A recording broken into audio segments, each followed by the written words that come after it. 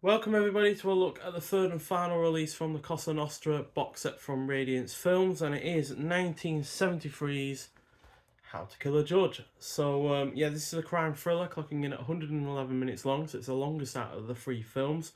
Alongside Franco Nero, it stars Francois Fabian, who was also in The Specialist, a spaghetti western from from 1968, I believe.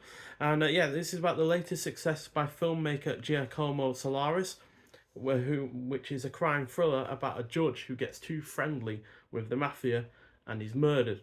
A resentful Sicilian magistrate orders the film seized, but then he winds up dead in a fashion just like in Solaris's film. So yeah, like I said, this is the third and final film in the box set, and it caps off the release in a highly engrossing and well executed manner. This is thanks to its thematically weighty plot that deals with the consequences of one's actions, be it from making a film to having an affair within the context of a totalitarian country that is either run by the mafia or corrupt officials, and how those consequences can have unintended effects, which can be ultimately benefiting or harming others, be they good or bad. Franco Nero in the lead role is also great. The supporting cast is really rather good. The plot offers up the flip side to the likes of The Day of the Owl, as this is an investigative journalism angle to a murder rather than a police procedural, which is really rather nicely done. The score is well done, the pacing is on point, the Italian countryside is shot beautifully, as it has some really rather nice locales that are used, not just set in a city, but you go out into the countryside and it looks absolutely superb. The character interactions are well handled, and it is overall engrossing. So yeah, as per usual with these films in this release, you get an Italian kind of version on the back there, which has different kind of artwork, and then as shown in a art card that we got from Radiance Films in a prior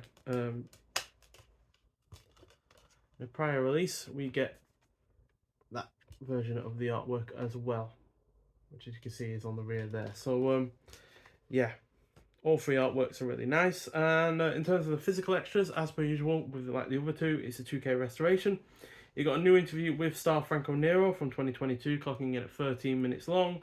New interview with Alberto Pizzotta, author of Regia Damiano Damiani from 2022, clocking in at 34 minutes long. Then you got Lessons in Violence, a new video essay on the film by filmmaker David Carnes from 2023, clocking in at 22 minutes long.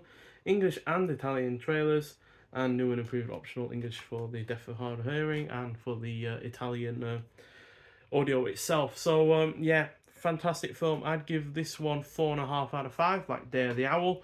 But I think overall, I think this is the one that just pips that film. I think it's a different angle of having a film within a film, and the events of that film being used to commit a murder is really really well done.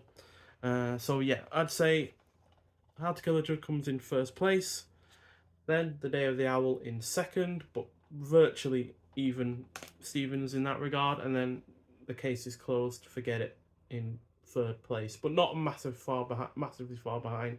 It's just that I find that the grim and rather dark tone to this isn't particularly fun.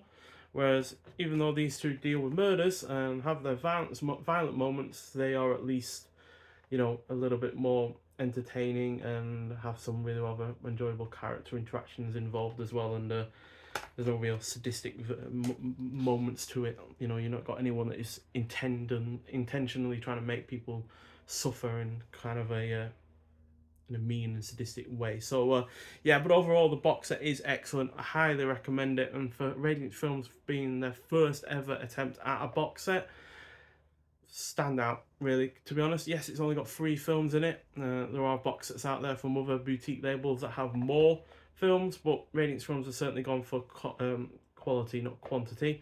Although there is a film that I heard was technically the third and final or version, no, the second film in a trilogy of films, which included The Day of the Owl, then How to Kill a Judge, but the second film was Confessions of a Police Captain, or sort of round about that kind of title, which apparently was the second of the 3 films. So I'm surprised that's not the one that was included in this.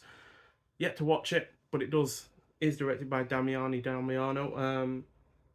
or Damiano Damiani even, get it the right way around, which also stars Franco Nero as well as Martin Balsam. So I am looking forward to seeing that, but I am surprised that's not the one that was included in this, as the premise of that and the general tone does sound more in keeping with the first and third films in this box set. But still, I'm overall pleased with the box set. I really enjoyed all three films. It just so happens that the second film was the weakest of the three, and that just so happens to be the one that doesn't seem to fit with the other two films in this box set. But still, cracking release. If you haven't got it yet, I highly recommend it, especially if you're into your Italian crime thrillers from the 60s and 70s. And yeah, well worth watching, even if you don't want to buy the box set, rent the films or get them however you can. But regardless, the films are well worth watching, even if you don't want the physical release itself. So yeah, nonetheless, so thank you for watching, and I'll see you in the next one. Bye.